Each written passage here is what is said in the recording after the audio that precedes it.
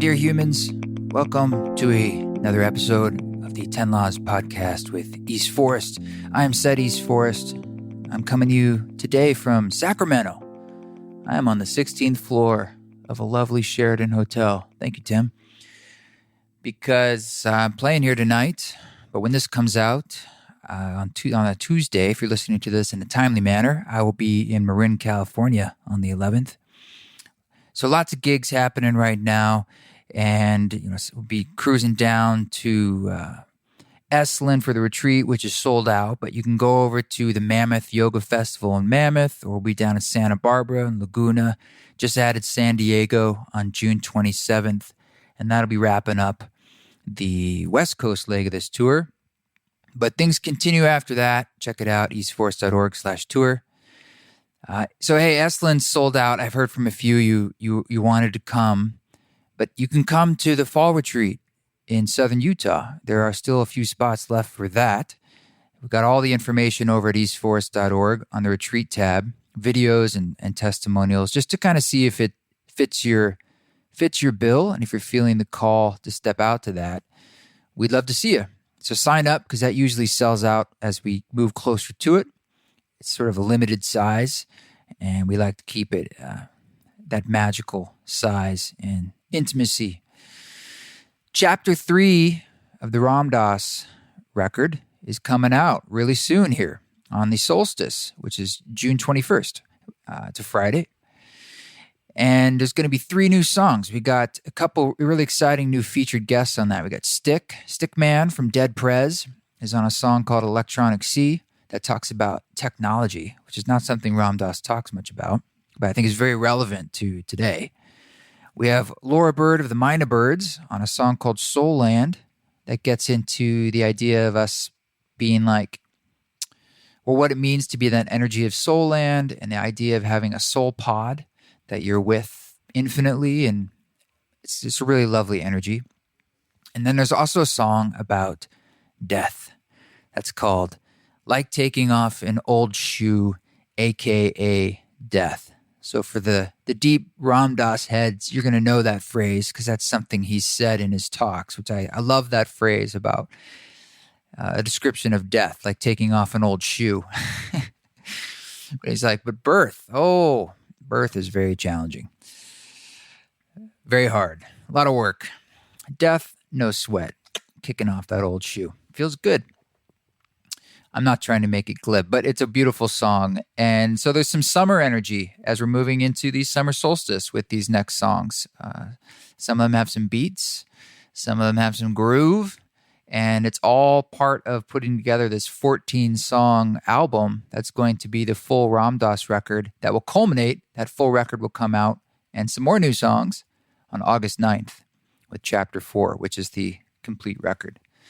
So if you'd like to host a listening gathering, which is really just an excuse for you yourself, or you and your friends or your partner, or open it up to your community at large to say, hey, why don't you come over?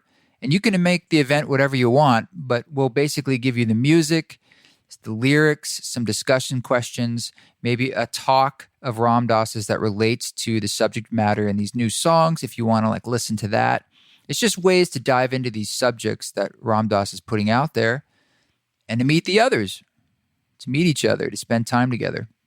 So you can email us, Isabel at newlevel.com. That's new, the number 3, level.com, or info@eastforest.org, and we'll hook you up. Hey, look, I'm sorry to those. I had to cancel a show. I had to cancel the show in South Bay this last Saturday in the San Francisco Bay Area. I don't want to get into the details of it, because it's like a long, nuanced story where it just, at the end of the day, you guys are coming out, spending your money and your time, and I want to give you the full thing, the full experience. And so I just want to feel that I can trust that what I'm going to be able to do for you and deliver is going to be the best that I can, and that you guys can not feel like you're not getting maybe what it's just a vibe thing like that. And so we had to make that call the day of, which has never happened before for me, other than that Ithaca show I had to cancel. But that one, I was barfing my brains out. So really sorry about that. You can, of course, get refunds, and we emailed the ticket holders about that. But I'll do my best to make it up for you, and my apologies. But looking forward to all the other shows going on out there. It's been wonderful to meet you guys face to face. I've heard some really beautiful stories about folks who've had different experiences with the Music for Mushrooms record, and of course, the experiences you've been having the last 6 months or so with the Ram Dass material that's out there. And it still feels so fresh for me and vibrant. So I just looking forward to this summer and bringing this thing to a culmination. And I'm loving how it's all coming together. So we're doing lots of different dates and things are being added. So keep track on social media or on my website, and we'll let you know. Or even better, get on the email list, and we'll just email you when we're coming to your city. Today, I have a conversation with Lee McCormick. So Lee's someone that I met through my girlfriend, Radha, and she's been working with Lee for years, many years, maybe 10 or something. They've been hosting retreats in Mexico. There's a sacred site there called Teotihuacan.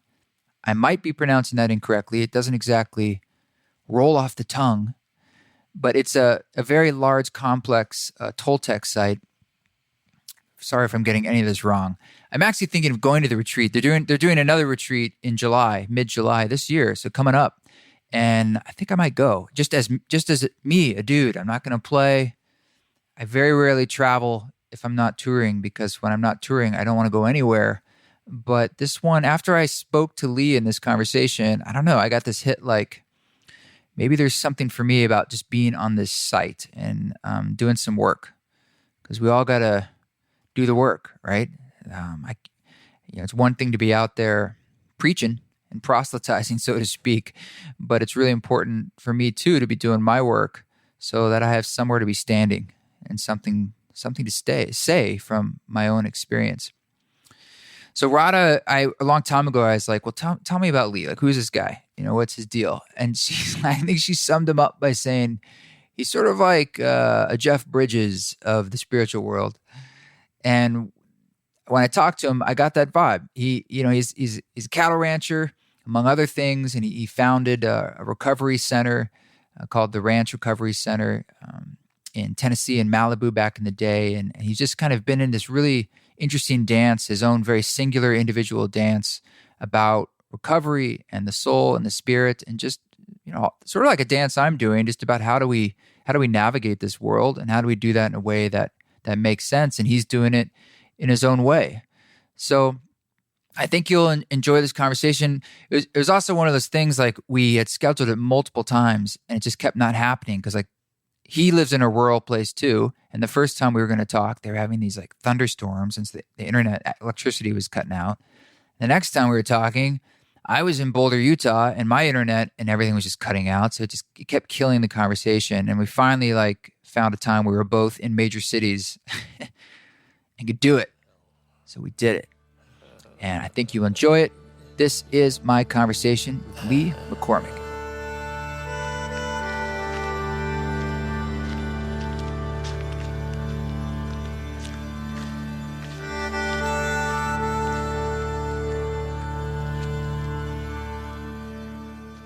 Well, good. Thank you so much for taking the time. I know this is probably like our fourth attempt. We've both been from rural places, and that has its issues. I was dealing with like snow in late May and internet dropping out and all sorts of crap. So I'm glad we're getting a chance to talk. Yo, yeah. So we are connected through my partner, Marissa, Radha Wepner, and you guys, I know, have done retreats out in Mexico at, I'm going to say this probably wrong, Teotihuacan.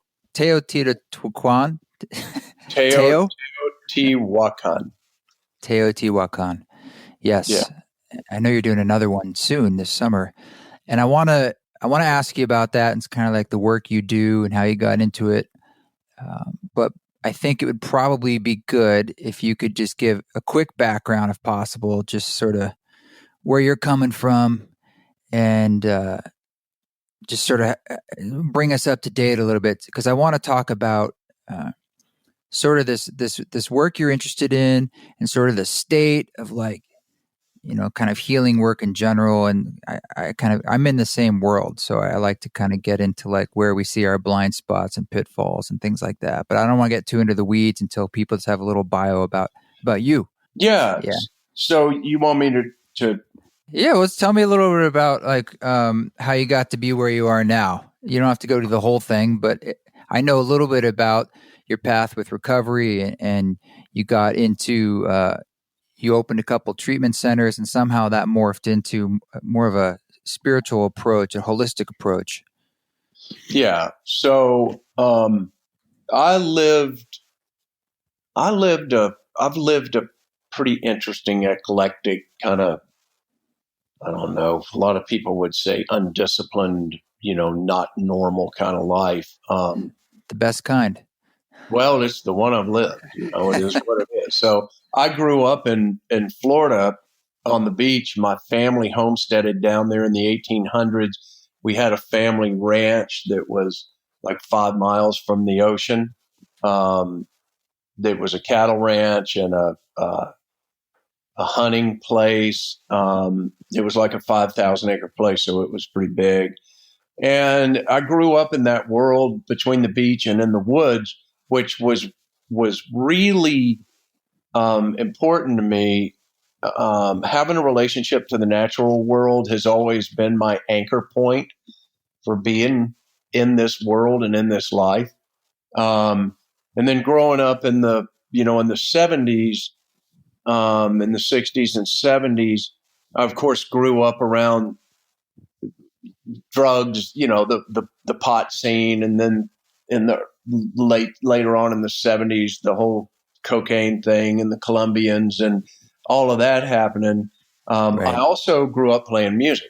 I started playing guitar when I was 13. My mom bought me a guitar. And music became another real connecting point to me. My life has always been about basically aspects of my heart. I've never been able to stick with anything that I didn't have a passion for. Um, I never was really good at buying into the official story of what we're supposed to do here in order to be good enough. I was, Yes. the Matrix indoctrination failed on me. And so I've started playing music. And when I went to college in Durango, Colorado, out of high school, and started playing music in bars, in little saloons and stuff in the Rockies. And went to school for a year and then quit and played music, went on the road, ended up going back home to Florida, started playing music there, partying a lot, which was just came with the territory. And put a band together, moved to Nashville in 79. Spent 3 years on the road all the time, opening shows for people, just having an amazing time. Work with Waylon Jennings people, work with some amazing artists and writers, Guy Clark and Steve Young, and just a very cool crew of people. Again, we certainly did our share of, as we used to call it in Nashville, roaring. So just partying. I got tired of that. I got tired of being on the road. I really got to where I missed my connection to, I was living in Nashville. I wasn't around a ranch or a farm or the ocean. Got married.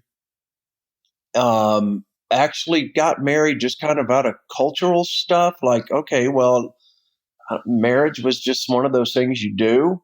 My first wife was great, and we probably had no business getting married. But we stayed married for 12 years. And all during this time, those old behaviors, the old cocaine snorting, partying stuff, it got a little better, but it never went away. We had 2 daughters. That was on me, not on her. She did not have the tendencies that I had around that kind of stuff. Our marriage ended up blowing up. My behaviors got worse. I guess you can call it my addiction issues got worse, and I just kind of turned into a wild man. And Ended up checking myself into a treatment center at 40. That was a huge experience for me. I went to a treatment program out in Arizona, and that experience really revealed to me something I had no awareness of at all, that there's a whole backside to our being human.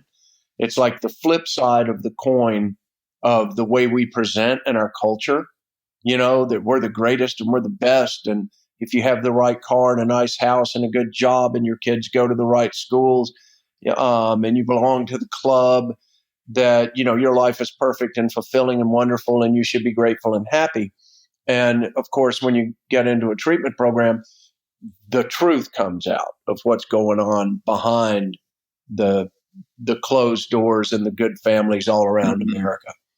And that was so compelling to me because it legitimized my lifelong feeling that our culture was really quite fraudulent, that there was something just not honest about it. It was something, and it always bugged me. I never could put my finger on it. And I was always resistant to joining in on the collective culture or being indoctrinated into the matrix, as I call it. So I went to treatment. I dealt with those issues. I had this big wake up call that was way beyond my name's Lee and I'm an addict. I never really subscribed to that. I was willing to say my name's Lee and I'm miserable and insane, but I wasn't interested in defining myself by another cultural label. And I didn't know that's what it was, but it just didn't feel true to me. My name's Lee, I'm a human being, and I had created an addiction for myself, not knowing any better, which is just all an energetic. An addiction is just an energetic pattern. It doesn't change the essence of what we are, and it overwhelms the quality of our life, and our decision-making ability. So I got out of treatment. I still played music. I was in the cattle business in Tennessee. I'd bought a ranch. Actually, me and my stepdad had bought a ranch in Tennessee back in the 80s after I'd quit playing music on the road.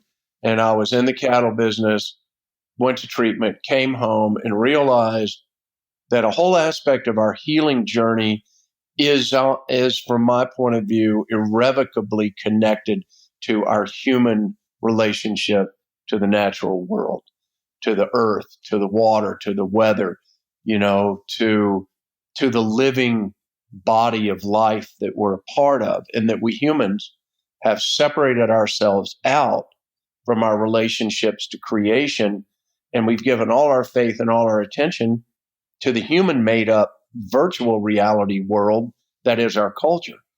And we've done that at a great expense to ourselves because we lose balance when we lose our relationship to the natural world and to that groundedness. The natural world is also kind of the front for the spirit world. I like that. Yeah, I mean, it is a manifestation of the spirit realm. The physical world is a manifestation of the spirit realm, the natural physical world. And so I created a treatment center, started a treatment program called The Ranch 2 years after I had gone to treatment.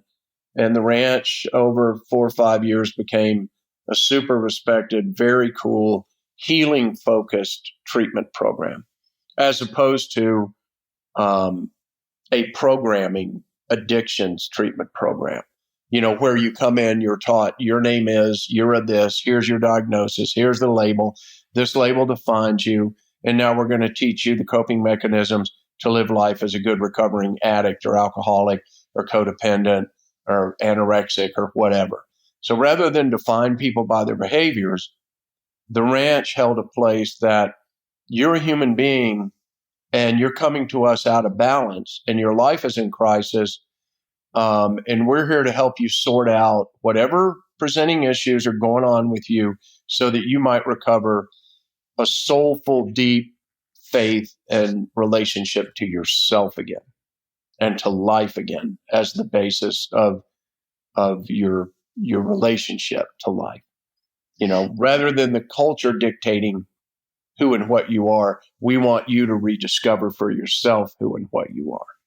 That's interesting. So one thing I wanted to ask you about was like the traditional 12-step model. And I've done a little bit of look into this that I know it's enormously helpful for a lot of people, but I also heard that statistically it's actually not that effective. And then there's things like sex addiction, for instance, which you'll meet some people who say it's sort of an identification with that diagnosis as a way of maybe being able to blame something for choices they've made in their life, versus other people and models might say, well, a lot of times it's not in a DSM, for instance, that doesn't exist. And let's just talk about like why you made those choices and maybe the trauma that led to it and that sort of thing, as opposed to calling it a disease. But I kind of want to ask you about 12-step in general and what your thoughts are on it. The 12-step program, I think you have to come back to the foundation of what Bill Wilson wrote and created. And the 12-step program was created to be a fellowship of people suffering from, the issues of alcoholism. Okay. And being a fellowship, it was a place for people to come together to support one another, to create a community, and to practice working their way through the steps. It was not intended to be, nor created to be, the basis of a treatment center experience. It's a fellowship. Community. Mm-hmm. And it has supported a lot of people. The issues, I think, largely that have come up around the 12-step program is the nature of how we humans tend to want to attach to the things that have helped us or support us, and we want to basically make gods out of them. The 12-step program is a practice, not unlike Buddhism is a practice. It's a fellowship that calls together a community of mutual support and reflection to the benefit of everyone involved. It was not created to be a god. And because there's such insecurity and so much fear ingrained in us in this world and in life and in our culture, we tend to give our power away to those things that have helped us.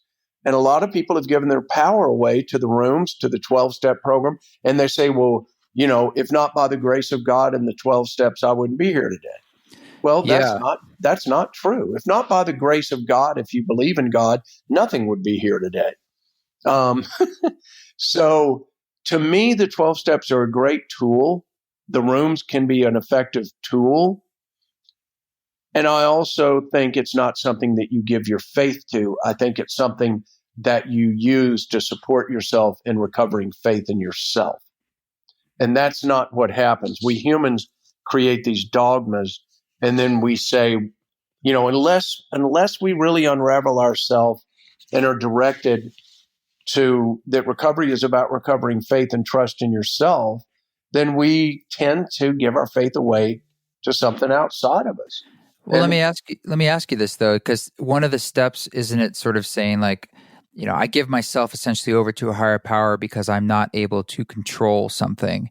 And do you feel like that's sort of a simplistic way of just saying like, I give myself over to my higher self or my soul, or is that a necessary step to just sort of say I'm not in control to be on that 12-step path? Because I think I think there's a whole lot of ways to go through that door. There is no one size fits all as far as I'm concerned. I think when I checked myself into the treatment center, I was clearly out of control. Mm-hmm. The addiction that I had created for myself, when it called, I answered. Now, not always, if I got the craving to go get high, I didn't always right then go get high. But within a couple of days, typically, I'm gonna create the opportunity for me to go out and get high. Our relationship to the patterns that we create in our life typically becomes one of two things. Either our patterns own us if we don't have a deeper, more abiding awareness of the cause and effect in our life, of an awareness of our responsibility to ourself and how we make our choices and the cause and effect of our choices. So either our patterns, our beliefs end up owning us, or we own them. And an addiction is literally when one of the patterns that you create in your life holds more energy than you have available to say no. I heard you conflate beliefs and patterns. Do you see those to be the same thing? Well, I derive beliefs from the things that I give my attention to. Belief follows attention. That's one of the old Toltec terms. Yeah, I love So, that.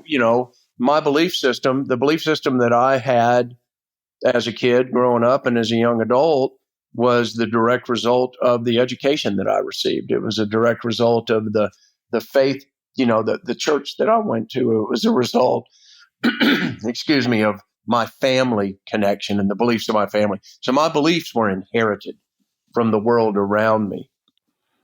Okay. Wow. And I gave my attention to all those things because that's what we're directed to do. Like the term, give me your attention. Give me your attention. Give me your attention. So all of these institutions and legacies that we're born into are vying for our attention. And then we're more or less programmed into a way of seeing ourselves and seeing the world based on the culture and the legacy that we were born into, the legacy that we inherited. So my beliefs were derived from that immersion into the world that I was born into. Now, so I hear that's more like a nurture versus a innate, sort of like that's what you inherited, as you said. And do you see that also something you can work with and choose, and you're actively kind of choosing your beliefs from day to day? Oh, absolutely. I think once you wake up a little bit, naturally, remember when you were a teenager and somebody told you something or taught you something somewhere and you just innately said, nah, I don't buy it. That's not true. Right. And then you're told that you're just being an adolescent, or you're oppositionally defiant. That's one of the clinical terms for it. There comes a point, like after I went to treatment, that I was really introduced to this perspective that, I'm not my beliefs. And my beliefs actually are my responsibility. My beliefs are not responsible for me. I am responsible for the beliefs that I hold. Mm-hmm. And my beliefs had become like a filter that I viewed the world through. I saw the world, and the world was transposed and subjected immediately and automatically to all the judgments and opinions that were interwoven into my belief system. What's behind your beliefs for you? My consciousness, my awareness. And yet I didn't live my relationship to life based in my awareness. I lived my relationship to life based in my beliefs, in my opinions. If I had, and consequently, when we live based in our beliefs, we also have this innate need to be right. That's why there's so much defending of beliefs. People were willing to go to war over whose interpretation of the story of God is correct. We're willing to go to war over the belief that if I don't control the oil in the Middle East, the whole world will melt down and America will become something, right? So we invest a lot of faith in our beliefs. And once we invest faith into our beliefs, we tend to hold those beliefs as though they're actually some kind of a sacred doctrine. We lose the perspective, if we ever had it, that I am not my beliefs and that my beliefs are not responsible for me. I am responsible for what I hold as my belief system.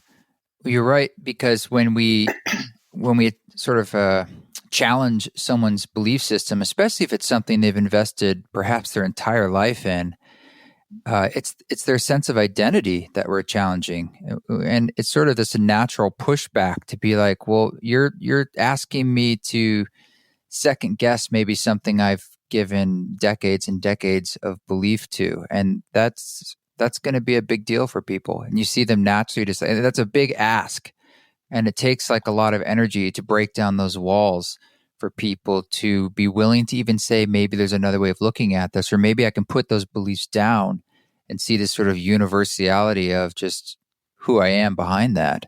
It's a powerful Yeah, thing. it's a big deal. And again, what we keep running into is the fact that there's so much fear woven into the fabric of our relationship to life. So if I'm going to consider questioning my beliefs, then I'm going to have to be willing to accept that maybe my beliefs are not absolutely true. Maybe my beliefs are just my beliefs. Maybe they're wrong, if we want to go there, right? Well, if my value in life is based in me believing the right things and having subscribed to all of the cultural values that I was taught are right and true and correct, and then I've invested my faith in all of those cultural values, and I've assimilated all of that into my belief system, and my belief system is the story that I tell that gives me value in the world I'm living in, right? Because I've done everything correctly according to the book of rules of our culture, that is what gives me value. The unspoken side of that is that I don't really have value. There's no innate value to me. Value must be earned according to the cultural rules or the religious rules, as though the Creator created me with no real value and put me in the world to prove that I have worth and to prove that I'm worthy of life, which, when you really look at that, is completely insane. Like, the Creator doesn't really know what the Creator's doing, but the culture has it all figured out. And so my first loyalty is actually to being compliant to the culture so I can be good enough. Yeah, good luck with that. Yeah, it makes me think that a lot of times for people to change then their beliefs, it's predicated with crisis. And in that sense, crisis or trauma, it's almost like from a soul perspective is the gift we're given in order to be able to transform out of those beliefs and grow and see ourselves. Yeah, well, I would agree with that. It's all about the point of view that we hold around it. Our suffering, which is, trauma is an aspect of suffering. Our suffering we can be victims to our suffering, and it can be a curse in our life, or our suffering can be the invitation from life that finally got us to pay attention and to question, why am I doing what I'm doing? What's really going on here? Yeah, it probably is the only way, really, right? I mean, I'm sure you've seen that most people only make those changes in their life when they're in a sense forced to, from addiction, divorce, bankruptcy, near-death experiences. It takes sometimes a stiff hit of karma for us to change. Well, it takes a lot to crack the spell. I mean, It does. our culture basically casts a spell over us, and then we learn how to do it to ourselves. And so, we humans are casting spells all the time from the point of view of our beliefs. We're casting spells on ourselves and on each other. And, again, the suffering is something I call a blessing curse. That if you assume the victim point of view and a victim's orientation, which is the way of our culture, that people are labeled as victims. If you were molested or you had a serious trauma or you went off to war and had PTSD or you have some kind of a serious trauma, then the culture will label you as a victim. And you go to a therapist and the therapist says, yeah, it's terrible. I mean, you're a victim of this happening to you. Well, calling someone a victim is one thing if it is a way of identifying an experience. It's something else entirely if you take it on as an identity. If I take on Indeed. victimization as an identity, I am aligning myself with my suffering and giving myself all the justification I need for that to become a continuous thread in my life. And that the beliefs and the reactions that evolve out of that trauma that happened in the past, I begin to look for those things everywhere, because that's congruent with the belief that I'm holding that, number one, you'll come to conclusions like life is not safe, or men are not safe, or, all Muslims are wrong and bad because, I was blown up in a Jeep in Saudi Arabia fighting over oil and they are the bad guys. I mean, it's the mind takes our experiences and spins webs of stories and explanation out of it. And then when we attach identities to it as victim, as perpetrator, as this alcoholic, addict, as we attach those labels to it, we then cast a spell on ourselves, because we give our faith to those beliefs that we've created. And once we give our faith to it, it holds a lot of power and sway in our life. And then it becomes a filter that we see our entire reality through. Well, the truth is that suffering, if you flip the coin from being a victim to the blessing side, or from the curse to the blessing, it was my suffering and the heartbreak in my life that led me to the opportunity to really take my whole life apart and question it all. And say, what is really true here? And that was the doorway that allowed me to realize, honestly, there's way more freedom in being wrong than there is in being right. Mm. Being wrong opens a doorway to all kinds of possibilities. Being right tends to shut the door on it, because we want to attach to our being right.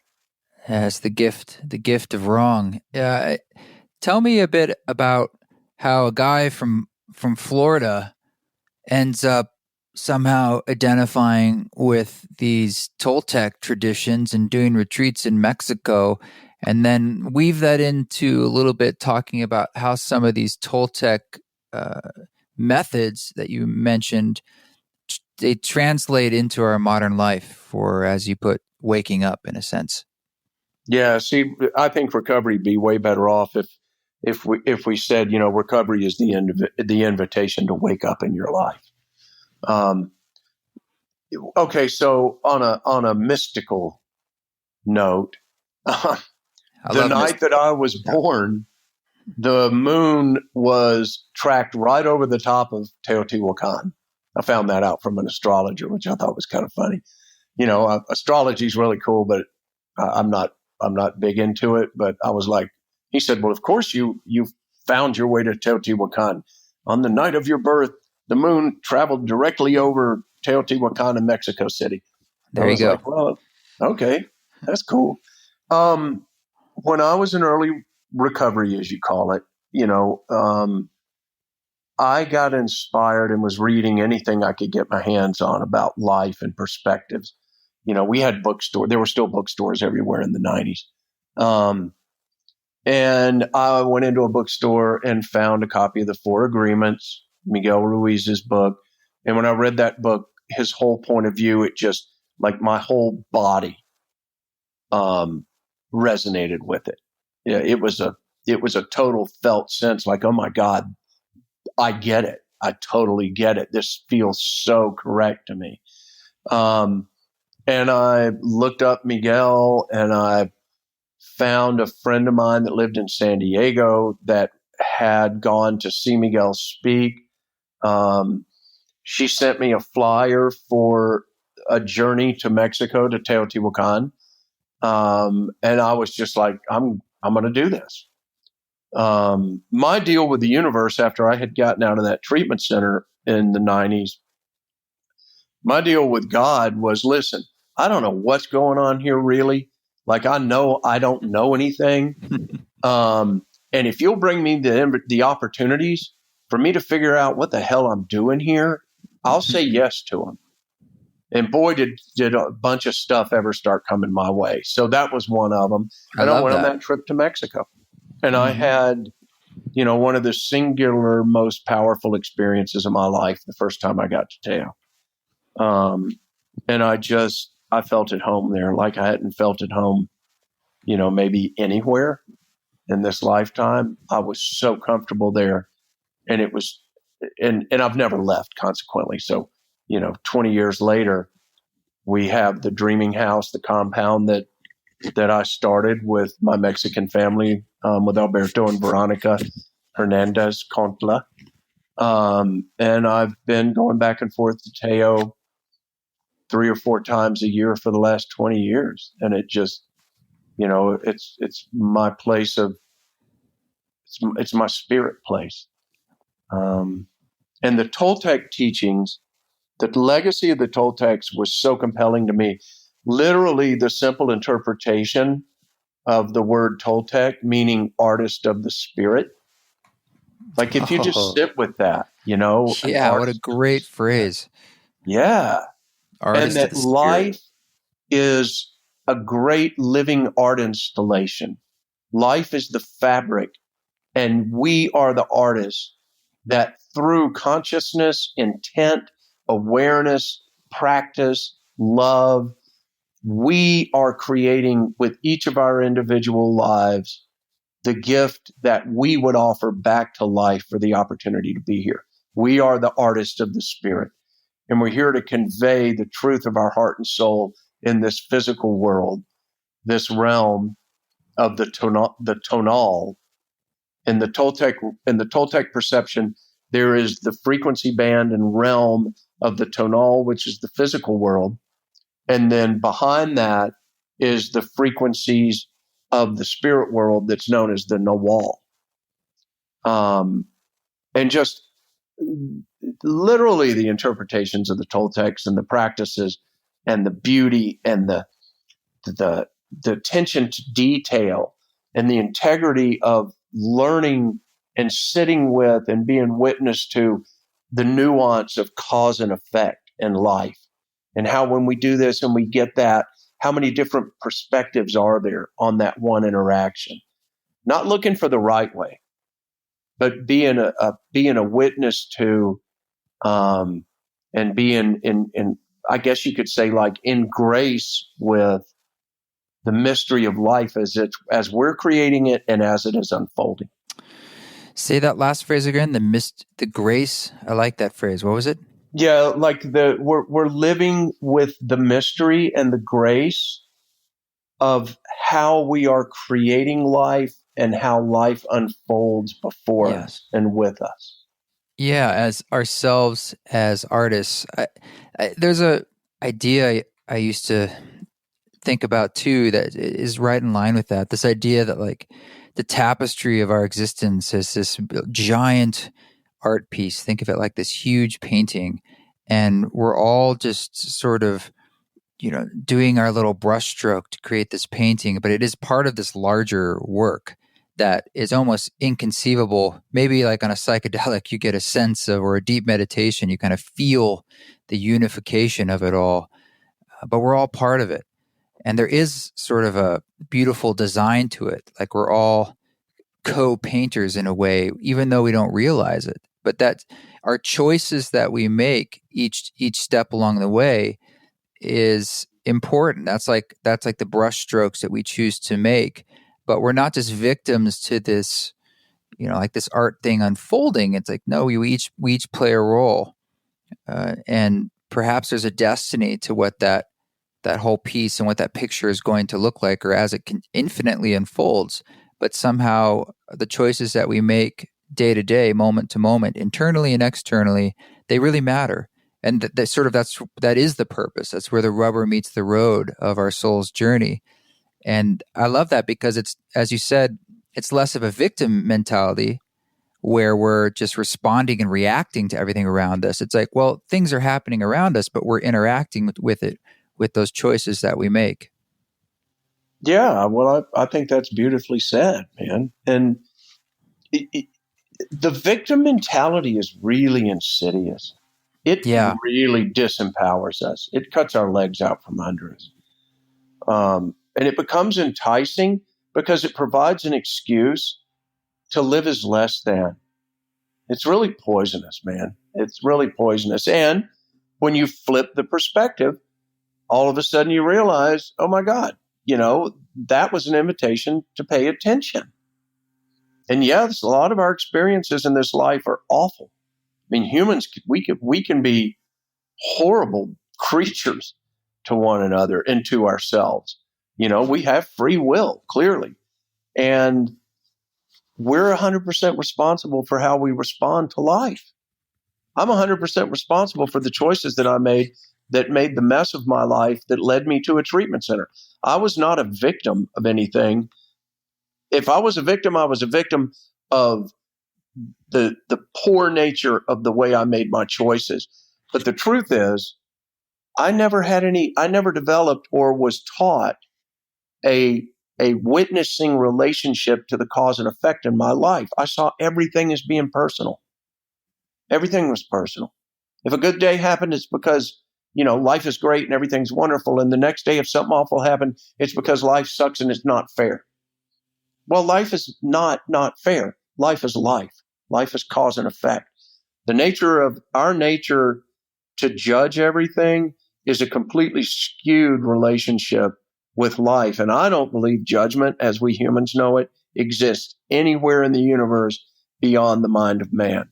I think it is a uniquely bizarre aspect of the mind of man. It's a very interesting phenomenon that we would dare to judge life as good, bad, right, wrong, when if you shift your perspective to simply cause and effect, that if you do this, you get that. It opens the opportunity to realize that, wait a minute, if an awful thing happened to me at one point in my life, and I didn't have any awareness of the fact that, it was just an awful thing that happened at that point in time.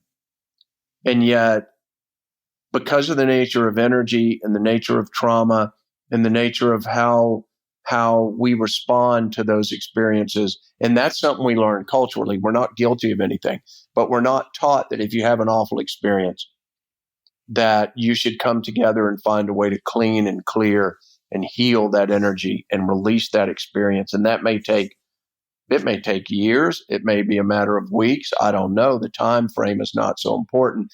What's important is that there is an awareness that how we respond to our life experiences determines the quality of how we will move through our life from that point forward. And that's largely the way I view recovery work and healing work and trauma work, is that we're helping people unravel how they have adapted and adopted and integrated their life's experiences into their energetic field, into their emotional body, into their mind, and help them come into, as the Buddhists would say, help them find a balance and a right relationship to this experience of being human, rather than a judgment and fear-based relationship to our experience being human. Yeah, and that's a fundamental shift. And it sounds like, that absolutely is the foundation of sort of right livelihood and living with grace as we move through all these things. It's such a strange time that we live, where we're being asked to navigate a space culturally, technologically, that is so crazy and fast, whether it's the political landscape or the devices and social media and everything we're using, the amount of information coming at us. More than ever, we need to kind of have those basics and the foundation very clear, as you're saying, about what's affecting the way I feel, essentially, and the choices that I make. And we all come from different forms of trauma, some of them quite acute and dramatic, but and they have a very powerful influence on the way we make choices in our lives. But I guess you're kind of saying we need to bring light to that and compassion. And there's this element of sort of spirit and also very grounded choice that reflects how we're going to walk through this wild time that we're in. It seems like everything's being magnified, doesn't it? I mean, yeah. And in some ways it literally is, in a sense, like if something happens, whatever the worst thing that happens on Earth, it's literally magnified in the news to the whole planet instantly. And it's like we globally now are connected in a way we never were before. And that's a huge magnification. Yeah, it really is. I tend to relate like a whole culture or a whole species. I relate it back to my experience as an individual because I think we humans tend to we function collectively in the same way that we function as an individual. So what I know about the waking up process or the recovery process is that you say I lived the first 40 years of my life with very little awareness beyond the particular cultural points of view and religious points of view that I was taught as a kid. So I lived the first 40 years based in that perception and those beliefs. Then a crisis happened, and I ended up going into a treatment center, which was really an intervention on my version of reality. That's really what that was for me. And that's what I took it. That's where I went with this. That intervention on my version and story of reality allowed me the opportunity to begin to question everything and take everything apart. I didn't understand that at the time, but that's in hindsight, that's what happened. Well, look at our culture. Like, clearly the humans are insane. I mean, collectively we're nuts. And there's all this angst and anger and fear and greed and power over and, destruction and pollution and blah, blah, blah, all this stuff going on. It's being magnified, and like, what level of crisis is it going to require to get the humanity collectively to step back and go, what the fuck are we doing? That's what happened to me when I got on that plane and flew to Arizona and checked into that treatment center. I was like, you know what? I don't know what the fuck is going on. I am losing my shit. I am so miserable. I'm so tired of this. I have no idea how to even begin to deal with what's happening in my life at this moment. I need help. And so I got on a plane and flew to Tucson, and I didn't even know what that might look like. I had no idea whatsoever. I'd never known anybody that was sober. I didn't know what AA was. I didn't know any of that. I just knew I was in like this existential crisis of life. Well, where are we as a collective, as humanity, as a culture of the United States? At what point do we realize that this magnification is really life giving us an opportunity to see how crazy we are? But we're locked into, if we're not right, then we're wrong. And if we're wrong, we're bad. And if we're bad, we have no value and we have to be punished. Yeah, it does come down at the end of the day to the individual and working through our own steps to make choices in our own lives that are going to reverberate out into the world. I mean, there are lots and lots of us on this planet who see the crisis. It's just what's difficult is sort of creating some kind of collective energy that's convincing enough for things to really change in a way that's now more the mainstream.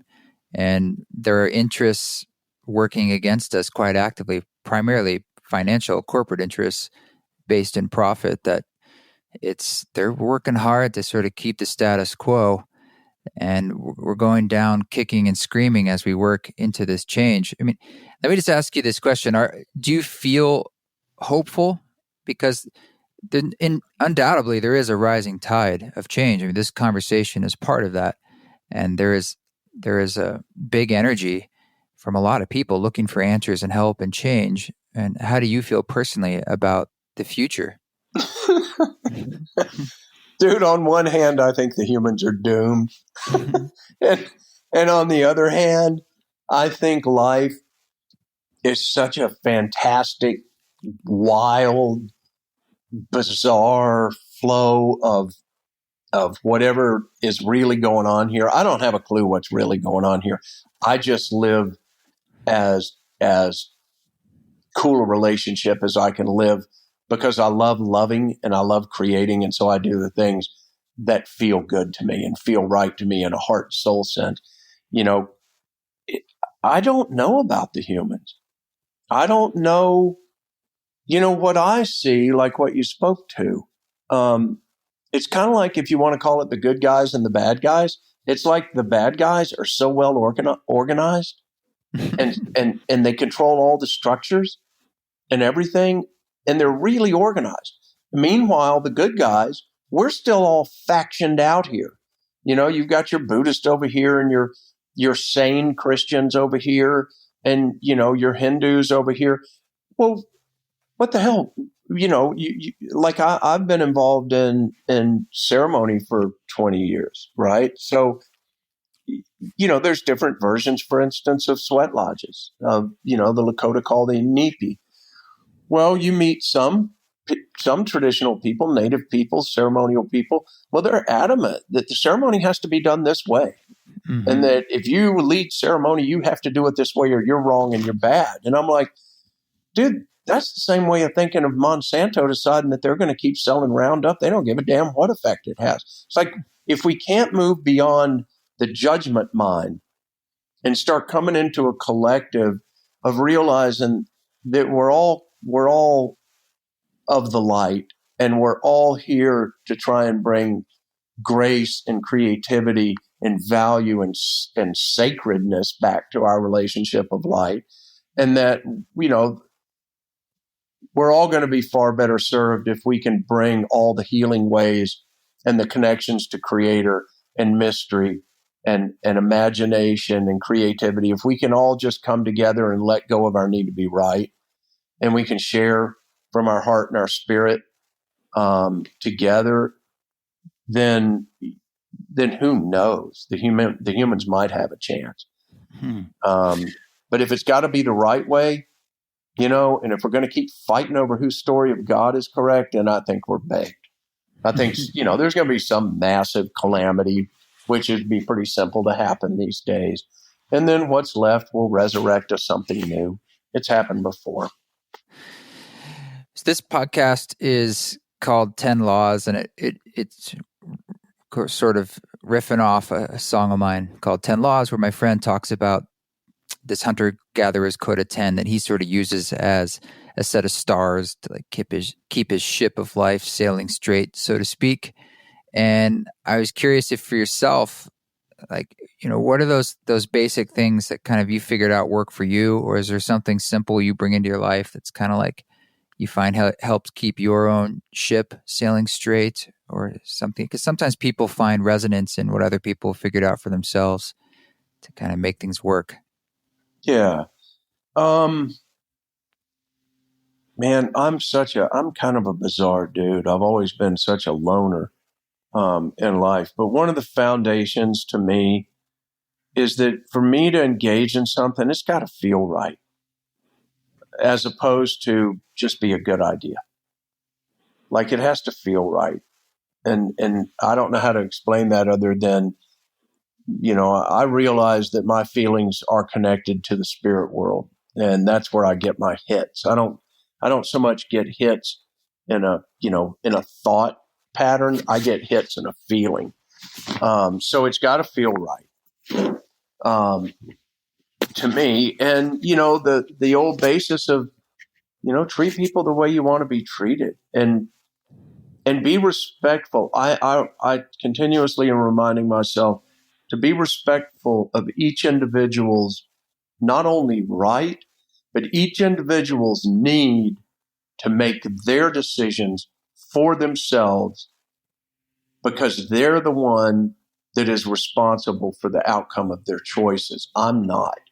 And no other program or no other system or no other religion is responsible for an individual's making their choices in their life.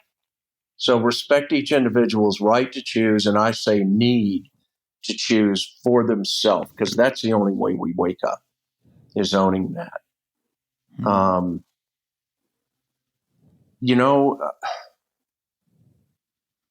I don't know. I'm not a guy that has a whole lot of rules. I don't have a whole lot of caveats. I'm like, God, I love life. The things I love.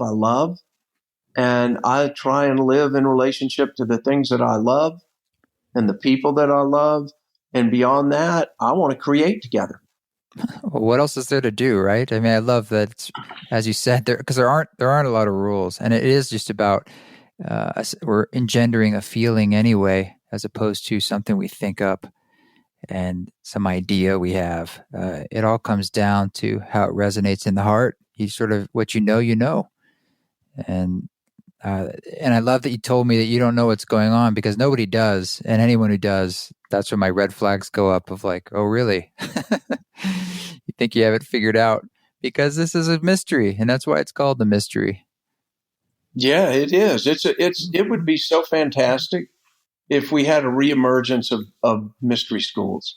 Yes, which sort of that's what music is, right? And art, in a sense, but we're dancing around the mystery. Yeah, we are. Well, I know you guys have had some interactions with Ram Dass. I can only imagine that he just that these days that he would just laugh at Yeah, some doctrine that tells you how the universe was formed. yeah, Um, you know, I'm like, okay, that's cool. Go ahead. Um, yeah. I took an astronomy class in college, which I actually really, really loved. But I remember one of the test questions was describe the universe in the first like 10 to the negative 15th seconds, and because a lot happened, so to speak, and it was just hilarious that that's even it's also amazing that there can even be a theory of like how all that happened. And my favorite line of Terence McKenna is he says, science essentially is saying about the Big Bang and all of the scientific method and paradigm, give us one miracle, being the Big Bang, that everything came out of nothing for no reason instantaneously. If you give us that miracle, we're cool. We can run with it and we'll give you the rest of science. But we do need that one miracle.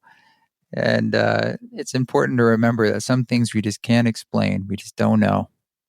oh no, we'd be way better off if we just gave a lot more attention to the cause and effect in the present moment, and gave a whole lot less attention to believe in ourselves. Mm.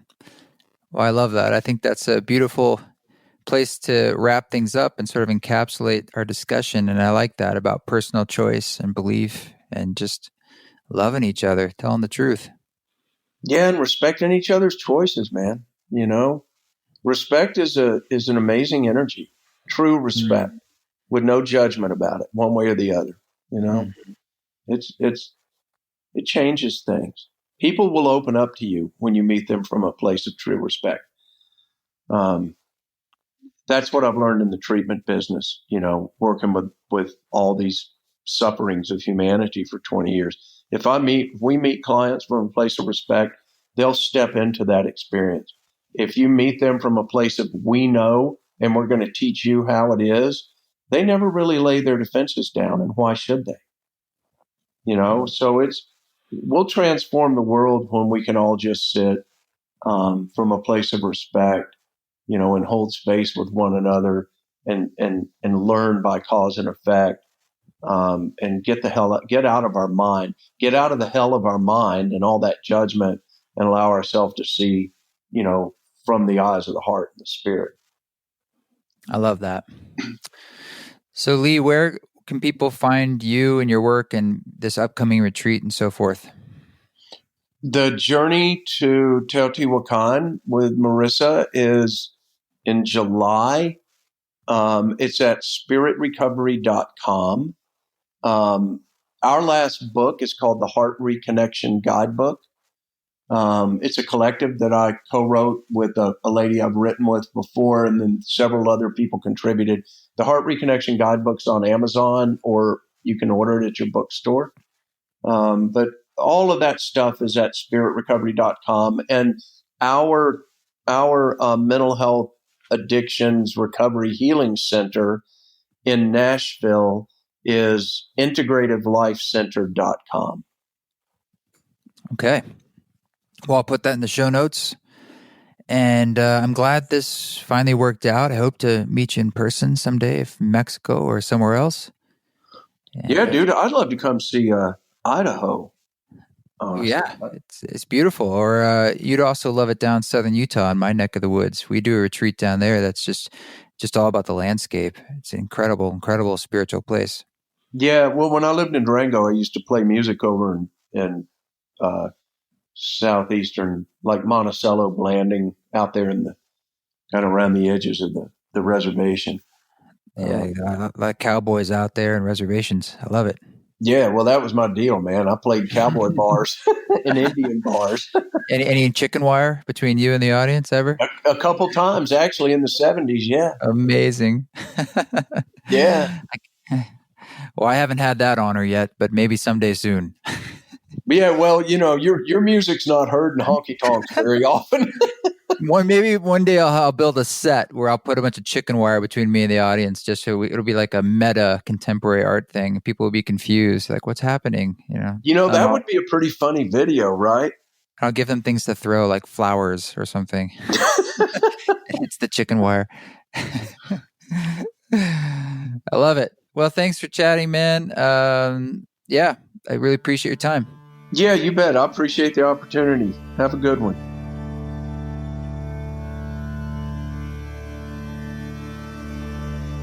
Well, there you go. Thanks, Lee. Thanks for giving me some time, and thanks for having the patience to just make it work, make us be able to find a time where we could actually talk. I might see you in Mexico if you're going to join them. If not, I hope to see you on the road or see you at an East Forest retreat in southern Utah in the fall. Thank you for taking a moment to review this podcast. If you go to the available episodes screen, if you're on Apple Podcasts and you scroll down, you can just hit the 5-star thing. That's super easy. Or hit that little blue write a review thing and just type in a few sentences. It makes a big difference. Let me know what you like. Let me know which of the guided meditations I released you like best or you're resonating with, because I'm going to put 1 or 2 of those out on Spotify and different platforms. So you're kind of helping me be the lab and let me know which ones are the most effective for you. And thank you for sharing this kind of stuff on social media and just being part of the community. It means a lot. Because of you, because you listen, I keep doing what I do, and we all keep walking our walk. So in that vein, keep walking your walk. Don't take any shit, but when you do, shall we say, do it with grace. Please, do it with grace. May the forest be with you. There was a guy, he was a surfer from California. Long hair, all dressed in Indian clothes, beard, beads. I figured that's the person I would go to India with. He said that he was going to take a walking trip in India. What the hell? Yeah.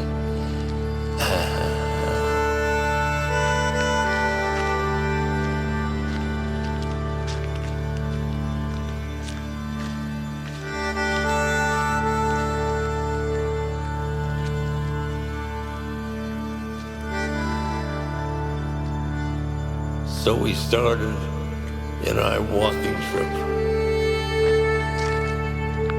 My feet burned. He said, my guru is up in the hills.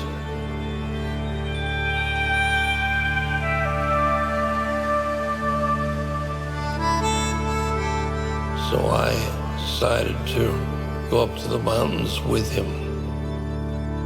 And I didn't believe in gurus.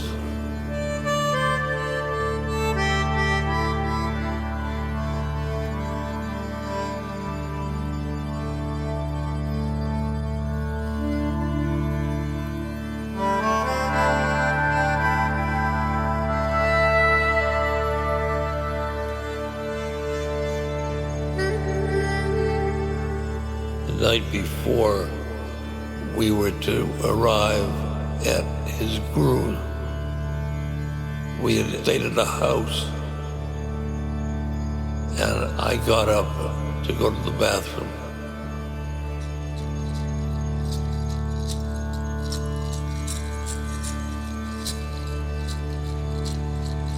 And I went outside, and the stars were magnificent.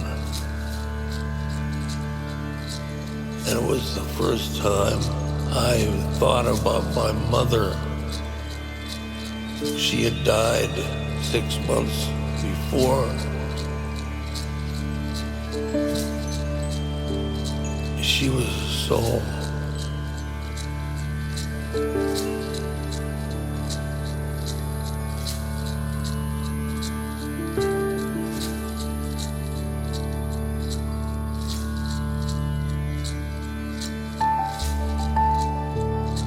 I got inside this house and I hadn't told anybody about this.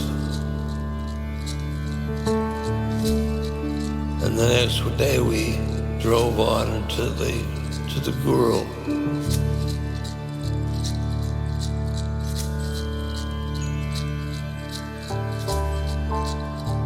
Up on that hill, he said, the Guru was there off the hill.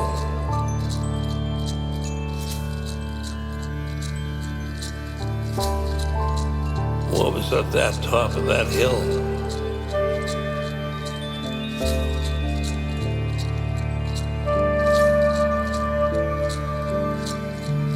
And then it was a long, long path to a meadow. In the meadow, there were 20 or 30 people, all dressed in white, around a central figure. An old man with a blanket over his shoulder.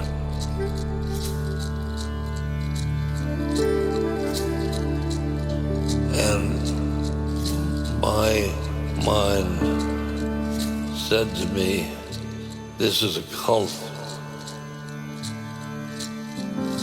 I won't go any farther.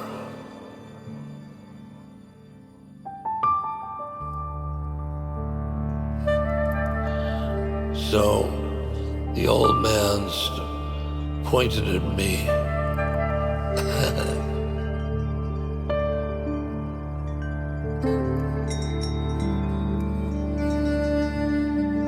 And he said, you were thinking about your mother last night.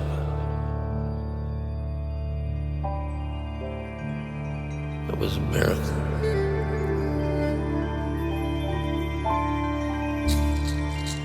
I didn't tell anybody about that. Just me.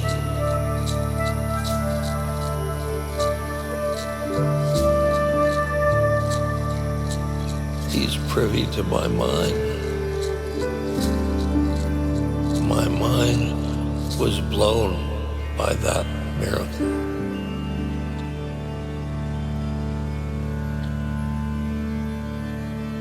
I was thinking, my gosh, he knows my mind.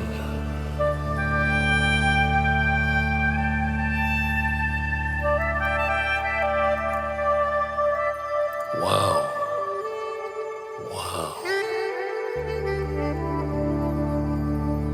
And I started to think about the thoughts that I had that I wouldn't want anybody to know.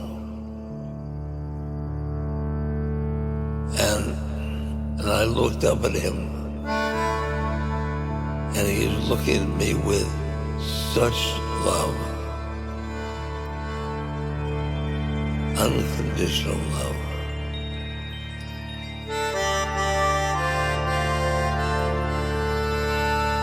He was loving me with my thoughts, with all of the stuff, with all of the stuff.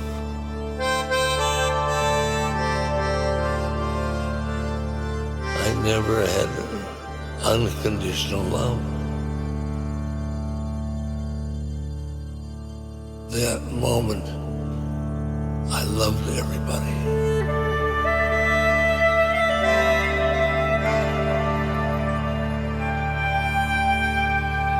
When I looked into his eyes,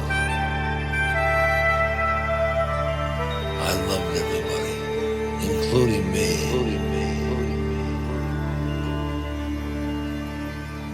From then on, my life was just love, love, love, love.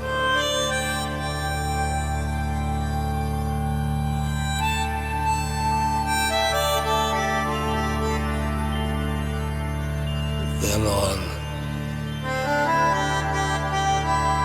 I was identified with my